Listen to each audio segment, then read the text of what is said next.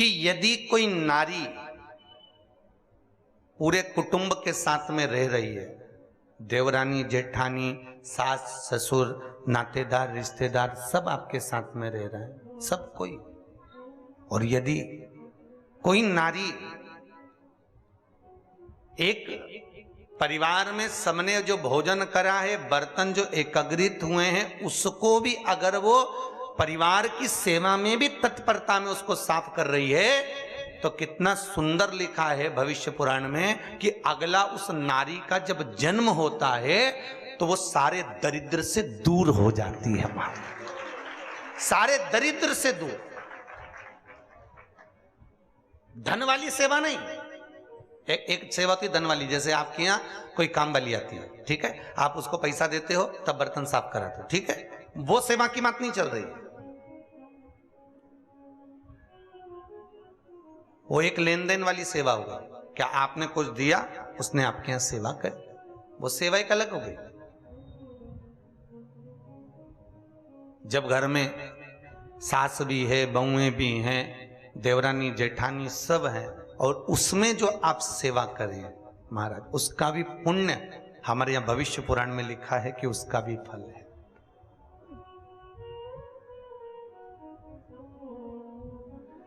84 लाख योनियां मनुष्य को काटना है। कितनी योनियां? 84 लाख। गरुड़ पुराण में स्पष्ट किया गया चौथे अंश में कि 84 लाख योनियों में से 20 लाख योनि तो ये वृक्षों की होती है। काय की योनि है? ये पेड़, ये वृक्ष। 20 लाख योनि पेड़ों की, ये वृक्ष।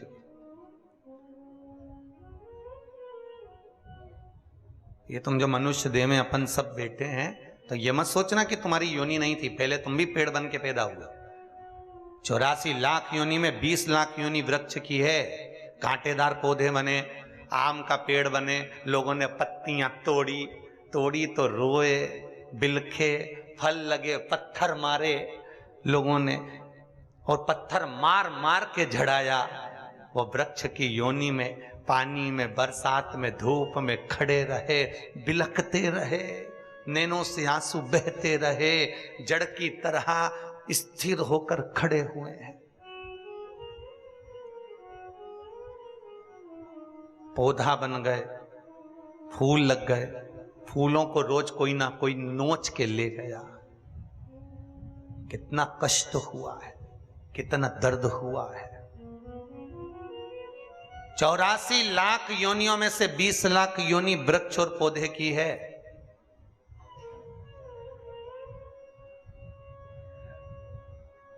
बीस लाख योनि जलचर की है। पानी में जो कई जम जाती है, कई, उस कई में जो कीड़े पड़ जाते हैं उसकी योनि। 20 लाख अलग अलग वैरायटी के कीड़े बने। कोई नहाने आया, पांव रखाया, मां मर गए। कोई कपड़े धोया, मां मर गए। कोई ने झाड़ू लगाई, फिनाइल डाला, वहां मर गए। 20 लाख योनि इसकी है। तुम अपन सोचें कि बताओ ऐसी भी योनि होती है? 84 लाख योनियां काटते काटते काटते काटते तब जाकर ये मनुष्य की देह मिली है। तब मिली, आखिरी में मनुष्य का शरीर प्राप्त हुआ। और 84 लाख योनियां काटने पर जो मानव की देह मिली, वो केवल दो ही कारण है। एक, भगवान का भजन करो, और दूसरा, कर्म का भोग भोगो। जो पूर्व में करके आए हो उसको भोग लीजिए महाराज, भोग।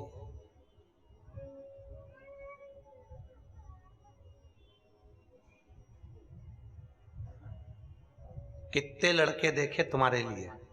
अरे बोलो तो जरा जम के। कितने देखे, पर तुम्हारी किस्मत में यही भेरू लिखा था? अरे बोलो तो सही।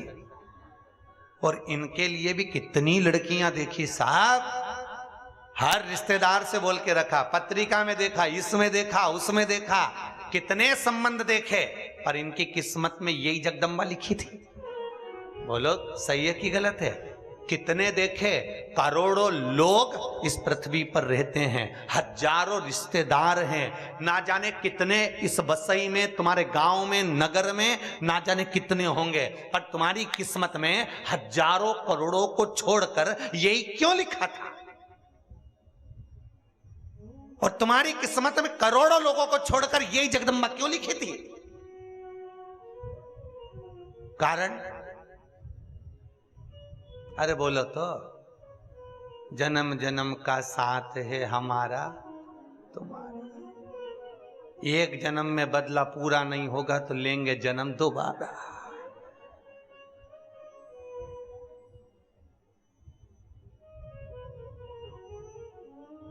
ये जो अपशब्द कहते हैं, ताने देते हैं, कई पति आपको कुछ कह देता है, कहीं पत्नी आपको कुछ कह देती है, ताने देते हैं, उसका केवल एक कारण है कि जो पूर्व में संग हुआ है, कहीं आपने इनका कुछ बिगाड़ा, कहीं इन्होंने आपका कुछ बिगाड़ा, तो आज भोग रहा है।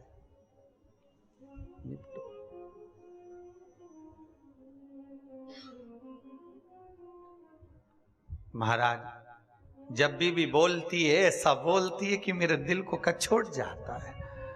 मन तो इतना करता है कि मैं मर जाऊं। मैंने कहा भैया मर जाएगा, दूसरी बार फिर पैदा होके सिखाए, इससे अच्छा भोग ले, भोग ले। कई माताएं कहती है, इतना आड़ा टेढ़ा बोलते, गुरुजी मेरा तो मन करे, मेरे को रहना ही नहीं इनके साथ। मैंने कहा जी रहना तो पड़ेगा, भले तू मर भी जाएगी, अगला जन्म लेगी, फिर भोगना पड़ेगा, फिर यही भेरू मिलेगा, इसलिए अब की बार अच्छे से भोग ले।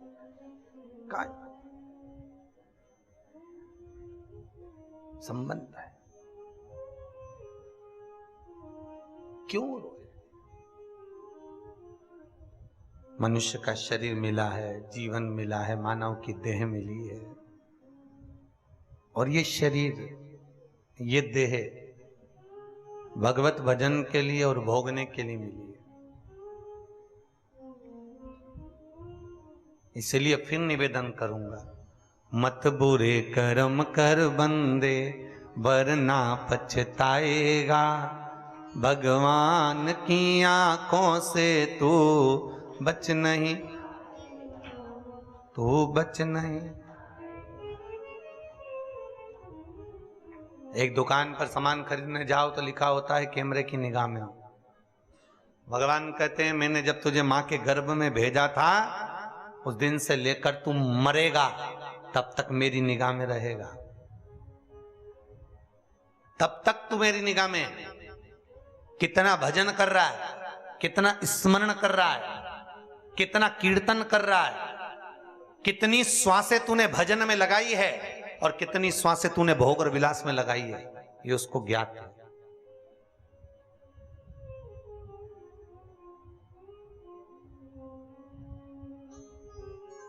एक बच्चे को 20 रुपए देकर मां ने भेजा, जा बाजार से एक साबुन लिया, कपड़े धोने का 5 रुपए का और 5 रुपए का नहाने का। हाउ मां, बच्चा गया कपड़े धोने और नहाने का साबुन लेकर आया, मां ने कहा ला पैसे वापिस दे। हिसाब लिया कि नहीं लिया? अरे बोलो तो, लिया ना। अपने बच्चों से 10 रुपए का हिसाब ले सकते हैं तो ध्यान रखना, वो भी जगत का बाप है, तुम्हारे जाते से ही एक एक श्वास का हिसाब लेगा कि कहां गवा दी है, कहां गवाई, बचपन कहां गया, जवानी कहां गई, अधेड़ी कहां गई, बुढ़ापा कहां गया, किस जगह पर इन श्वासों को गवाया है आप, किस जगह पर?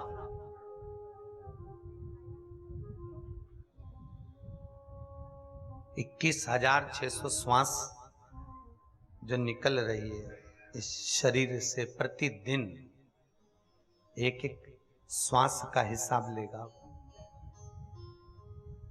खैर आपका तो कुछ नहीं बिगड़ना है, क्योंकि आप तो कह दोगे कि हमारे यहाँ कथा हुई थी, तुमने कथा सुनी तो तुम तो बच गई, पर दिक्कत तो उसकी है नहीं, तेरा क्या होगा रे कालिया, दिक्कत तो वहां पड़ी, तुम्हारा तो ठीक है जो हुआ।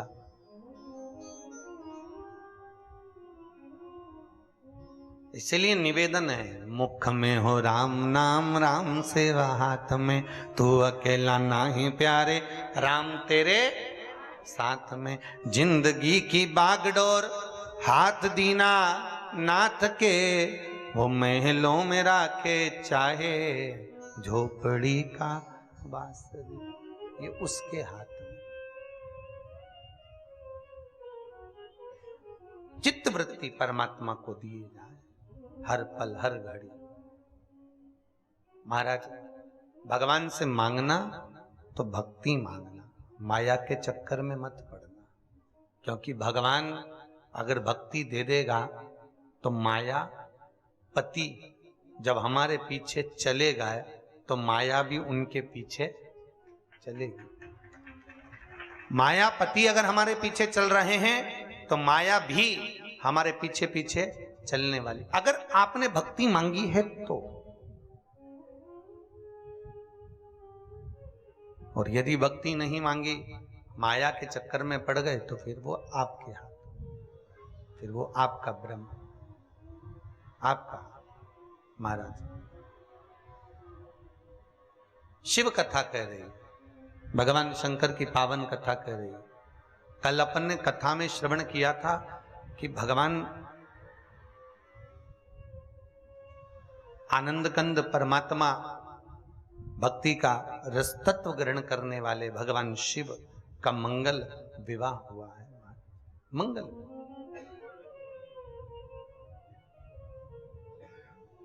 और मंगल विवाह की ओर जब अग्रण्य हुए, माता पार्वती जी का जन्म, मां जगतजननी जगदम्बा माता पार्वती प्रकट हुई है, और माता पार्वती का जो प्रागट्य हुआ है, जन्म हुआ है, हिमालय राज के घर में, मेनावती के गोद में, उनके गर्भ से हुआ है। कथा के प्रथम में कहा था मेना, धन्या और कला, ये पितरों की 3 बेटियां। बस इन्होंने जिंदगी में एक गलती कर दी। पितृलोक में रहने वाली इन पितरों की बेटियों ने एक गलती करी थी कि सनत कुमार बैठकर तप कर रहे थे, सनकादि ऋषि बैठकर भगवत भजन कर रहे थे, और वहीं से ये मेना, धन्या और कला तीनों निकल कर गई। जब पहले मेना निकल कर गई, उसके लहंगे से सनत कुमार की जंघा में चोट लग गई। फिर धन्या निकल कर गई, उनके लहंगे से चोट लगी। कला निकल कर गई, उनके लहंगे से चोट लगी। बहुत सुंदर बात है महाराज, इस बात को ध्यान में रखिएगा कि यदि आपको आगे बैठने का शौक है तो निवेदन है, पहले जाकर बैठिए। कब बैठिए? प्रथम में। बाद में आओ, पहले बैठो।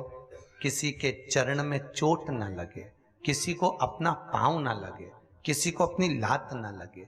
क्यों? शिव महापुराण कथा कहती है, श्रीमद् भागवत कथा में भी वर्णन किया वेदव्यास जी ने, कि जब किसी पंडाल के अंदर जितने भी भगत वैष्णव जीव संत जन आनंदमय परमात्मा की कथा का रस तत्व ग्रहण करते हैं, भगवान की कथा को जब कोई श्रवण करने बैठता है तो वो केवल मनुष्य नहीं होता, 33 कोटि देवता उस कथा को सुनने के लिए बैठते हैं और उनके रूप में विराजमान होते हैं। तो हम आए और हमारे चरण किसी को लगे, हमारा पांव किसी को लगे, हमारे कहीं चोट किसी को लगे, तो उसका दुख, उसका कष्ट हमको भोगना पड़ता है, जैसे मेना, धन्या और कला को भोगना पड़ रहा है। पितृलोक में रहने वाली पितरों की 3 बेटियां थी। कितनी विद्वान है ये। वैसे देखा जाए तो पितरों की 4 बेटियां थी, एक भाई की 3 और एक भाई की 1। ये मेना, धन्या, कला एक थी और पीवरी एक थी। कौन पीवरी? जिसका विवाह श्री सुखदेव जी महाराज के साथ में हुआ, जिन्होंने भागवत बाची है। श्री सुखदेव जी महाराज की धर्मपत्नी का नाम था पीवरी, पितरों की बेटी थी वो भी।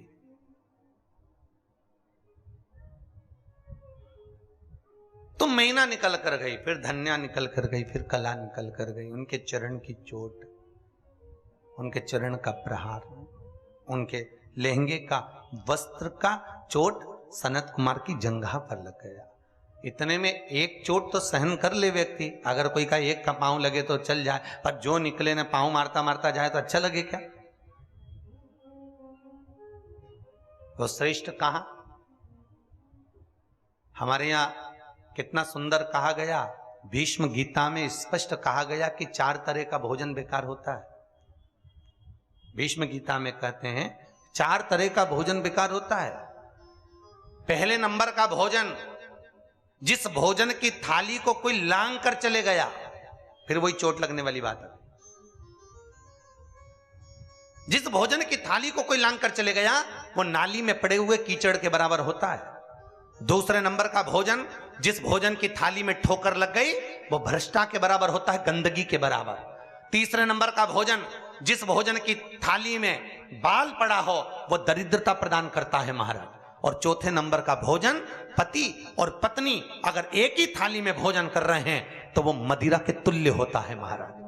वो मदिरा के तुल्य है अगर पति और पत्नी एक ही थाली में भोजन कर रहे हैं। खैर आप लोग तो चतुर वसई वालों, आप लोग तो नहीं करते होगे, पर वो तो शास्त्र में लिखा है इसलिए हम बता रहे हैं, ठीक है।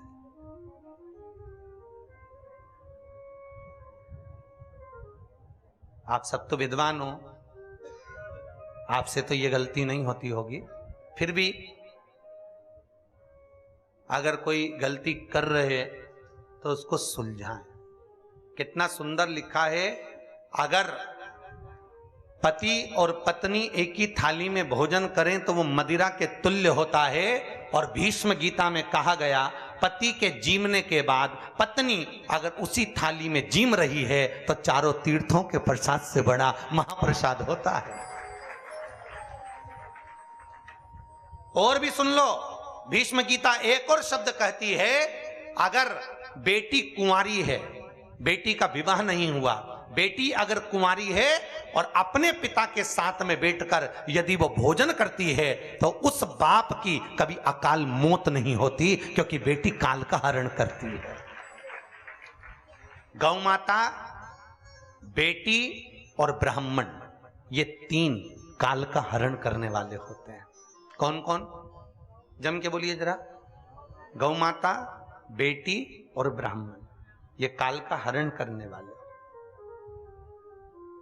इनको देने से कभी नहीं घबराना।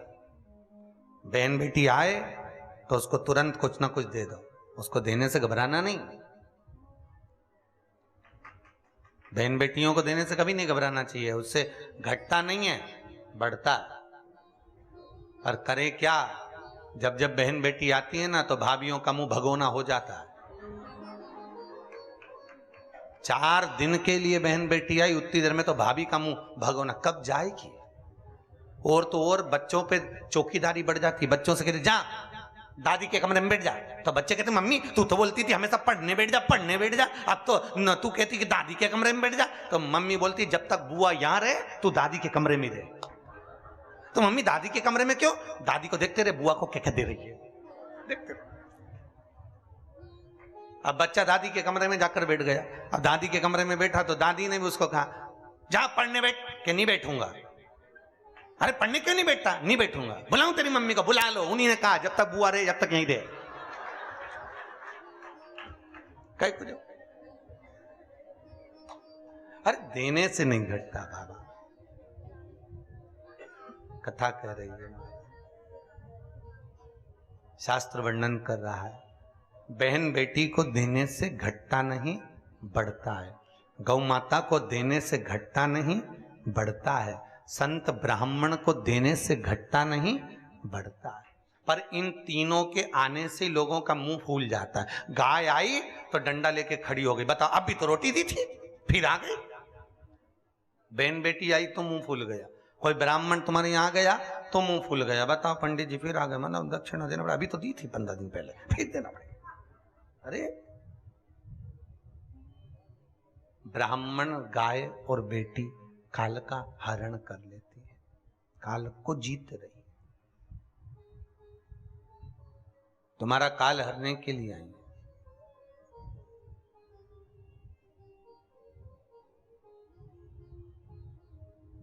तो निवेदन है, अगर बेटी पिता के साथ में भोजन कर रही है तो उस बाप की अकाल मौत नहीं होती, काल को हरती है। और माताओं से निवेदन है, आपका नियम है कि आप अपने पति के साथ ही भोजन करती हो, तो हम आपका नियम नहीं तोड़ेंगे, क्योंकि आप शादी से नियम लेके बैठी थी।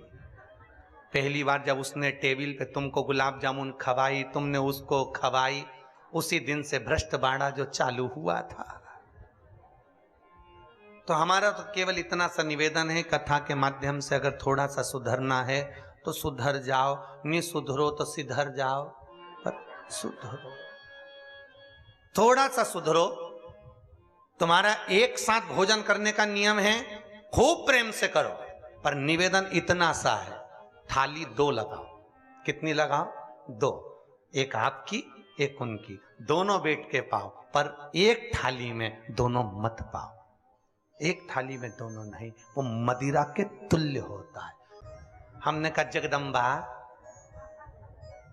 शास्त्र उठाकर पढ़ ले, भीष्म गीता में लिखा हुआ है, पति पत्नी जब एक थाली में भोजन करते हैं तो उनमें प्रेम नहीं बढ़ता, पति के दिमाग में क्रोध बढ़ता है। भीष्म गीता में लिखा है। 4 दिन अगर पति पत्नी एक थाली में भोजन कर रहे हैं तो 5वें दिन या तो पत्नी का मुंह फूला दिखेगा या पति का मुंह फूला दिखेगा। हर 8 दिन के अंदर 2 दिन फूली बाई और फूला भाई मिलेगा।